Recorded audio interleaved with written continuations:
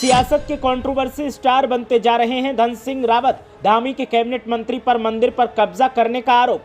कांग्रेस के गोदियाल ने मचा दिया बवाल। आरोप लगाते हुए जो कहा उससे धन सिंह भी तिलमिला गए।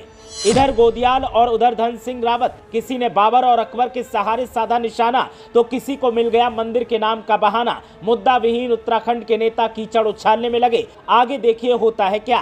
पिछले कुछ दिनों से बार बार धन सिंह के नाम पर सियासत में हो रहा है धमाका।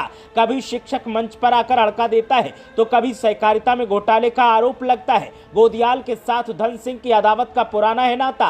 उनके दिल से नफरत की बातें सामने आई। वो चाहते हैं कि मंदिर नहीं बनना चाहिए। मैं हमेशा कहता हूं कि धन सिंह रावत जी को अपने विचार व्यक्त करने चाहिए। जो अकबर और बाबर को मानने वाले कोई है क्या वो बाबर के अनुयायी हैं? उत्तराखंड की सियासत में कैबिनेट मंत्री धन सिंह रावत कंट्रोवर्सी किड बनते जा रहे हैं, या कहा जाए कि कंट्रोवर्सी स्टार बनते जा रहे हैं। खासकर गणेश गोदियाल जो कि कांग्रेस के प्रवक्ता हैं, कांग्रेस के नेता हैं, उनके साथ में धन सिंह रावत की अदावत काफी देखने को मिल रही है। गणेश गोदियाल को जब भी मौका मिलता है धन सिंह रावत के खिलाफ वो हल्ला बोल करने से चूकते नहीं हैं और धन सिंह रावत भी अब उनके लपेटे में आ रहे हैं। गणेश गोदियाल उनको उकसाते हैं और फिर धन सिंह रावत उनके उकसावे में आकर ऐसी बातें बोल जाते हैं कि सोशल मीडिया पर सियासी वार छिड़ जाता है। और एक बार फिर ऐसा ही देखने को मिला है। अब धन सिंह रावत के ऊपर काल भैरव मंदिर के ऊपर कब्जा करने का आरोप गणेश गोदियाल की तरफ से लगाया गया तो फिर धन सिंह रावत ने भी अकबर बाबर वाली संज्ञा देते हुए कई ऐसी बातें कही जिनको लेकर के बवाल पैदा हो गया। और ऐसा बवाल पैदा हुआ कि उत्तराखंड के नेता मुद्दा विहीन राजनीति करते हुए एक दूसरे के ऊपर कटाक्ष करते नजर आ रहे हैं। चाहे धन सिंह रावत हो चाहे गणेश गोदियाल हो, एक दूसरे के ऊपर आरोप प्रत्यारोप लगा रहे हैं, लेकिन दोनों ही आवाम के मुद्दों को भूल चुके हैं। जरा देखिए धन सिंह रावत ने कैसे गणेश गोदियाल को जवाब दिया है काल भैरव मंदिर के निर्माण को लेकर के और मंदिर पर कब्जे का जब उनके ऊपर आरोप लगा, और उसके बाद गणेश गोदियाल ने क्या कहा वो भी बताएंगे। पहले धन सिंह रावत को सुनिए। तो मानने वाले वो जरा हाथ खड़ा करना। जो अकबर और बाबर को मानने वाले कोई है क्या? वो चाहते हैं कि मंदिर नहीं बनना चाहिए। तो सुन लिया आपने, पुष्कर सिंह धामी के ये धाकड़ मंत्री हैं और धाकड़ मंत्री का नाम धन सिंह रावत है। धन सिंह रावत के ऊपर अक्सर कोई न कोई संगीन आरोप लगता ही रहता है। अभी 2 दिन पहले एक शिक्षक ने उन्हें भरे मंच पर जमकर खरी खोटी सुनाई थी और प्रमोशन को लेकर ऐसे ऐसे सवाल पूछे थे कि बाद में उस शिक्षक को कारण बताओ नोटिस जारी कर दिया गया। वहीं अब काल भैरव मंदिर को लेकर भी बवाल मचा हुआ है और जब धन सिंह रावत ने ऐसी बातें कही हैं, बाबर अकबर को बीच में घसीटा है, तो फिर गणेश गोदियाल भला पीछे कहां रहने वाले थे। गणेश गोदियाल ने भी मौके पर चौका मारने की कोशिश की और धन सिंह रावत को लेकर क्या कुछ कहा आप खुद सुनिए। मैं हमेशा कहता हूं कि धन सिंह रावत जी को अपने विचार व्यक्त करने चाहिए, और चूंकि जब कोई व्यक्ति अपने विचार व्यक्त करता है तो उस व्यक्ति के दिल में क्या है, उस व्यक्ति का सोचने का तरीका क्या है, उस व्यक्ति की सोच क्या है, ये पता चलता है। और कल एक बार फिर उनके दिमाग से नफरत की बातें, उनके दिल से नफरत की बातें सामने आई। उन्होंने कहा कि मैं यहाँ पर मंदिर बनाना चाहता हूँ और जो लोग इस मंदिर को रोकने का काम कर रहे हैं वो बाबर के अनुयायी हैं। धन सिंह रावत जी, आपको ये स्थिति बहुत पूरी तरह पता है।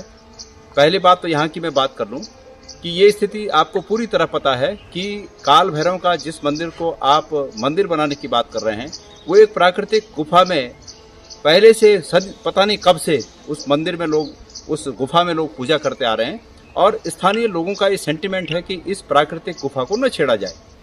ये आप जानते होंगे, अगर न जानते होंगे तो मैं आपको बता देता हूँ कि ये वहाँ की एक लोगों की मानसिकता में ये बात बैठी हुई है कि इस प्राकृतिक गुफा को न छेड़ा जाए। दूसरी बात, लोगों का मंदिर, उस गुफा को बिना छेड़ते हुए अगल बगल कहीं आप मंदिर बनाए तो उसके लिए लोगों का कोई आपत्ति नहीं है। आपत्ति इस बात की है कि आप मंदिरों के नाम पर जो कब्जा करना चाहते हैं, आपने भूखाल में जिस तरह से बाहर के लोगों को लाकर एक ट्रस्ट बनाकर कब्जा किया, आपने जो यहाँ पर भैरव खाल में जो आप बाहर के लोगों का ट्रस्ट बनाकर कब्जा करना चाहते हैं मंदिरों पर, इस भावना का लोग विरोध कर रहे हैं। एक तरफ गणेश गोदियाल हैं, एक तरफ धन सिंह रावत हैं। दोनों नेताओं की तरफ से जुबानी वार लगातार जारी है। दोनों खुले मंच से एक दूसरे के ऊपर आरोप लगा रहे हैं, प्रत्यारोप लगाए जा रहे हैं और उत्तराखंड की सियासत में दोनों को जमकर सुर्खियां भी मिल रही हैं। सवाल इस बात का है कि आपसी लड़ाई आपसी छवि को दुरुस्त करने की कोशिश और आपसी हित साधने के चक्कर में आवाम के मुद्दों को क्यों भुलाया जा रहा है? उत्तराखंड में आवाम भी रहती है, जो आवाम सभी नेताओं को वोट देती है और उन्हीं वोट के सहारे आप माननीय बनते हैं और माननीय बनने के बाद उनकी बात करने की बजाय सिर्फ अपने हित साधने का काम आप लोग करते हैं और इसी वजह से आप लोगों के ऊपर सवाल खड़े होते हैं। धन सिंह रावत और गणेश गोदियाल के बीच छिड़ी इस सियासी जंग में कांग्रेस और बीजेपी के तमाम नेता आमने सामने हैं और एक दूसरे पर आरोप प्रत्यारोप का दौर लगातार जारी है। सियासी जानकारों का कहना है कि पंचायत चुनाव आने वाले हैं, इसीलिए दोनों पार्टियों के नेता एक दूसरे पर आरोप प्रत्यारोप लगाकर आवाम के बीच में अपनी मौजूदगी को दर्शाना चाहते हैं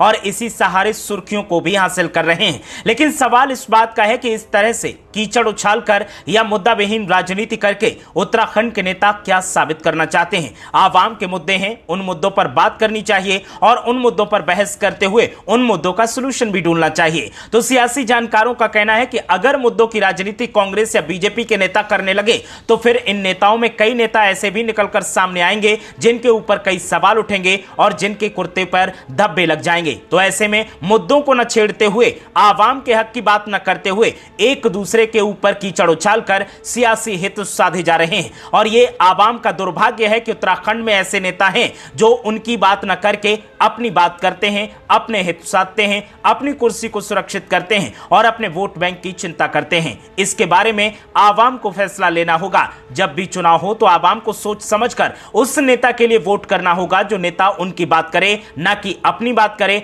अपने परिवार की बात करे और पार्टी की बात करे। आवाम को कहीं दूर दूध से निकाली हुई मक्खी की तरह फेंक दे।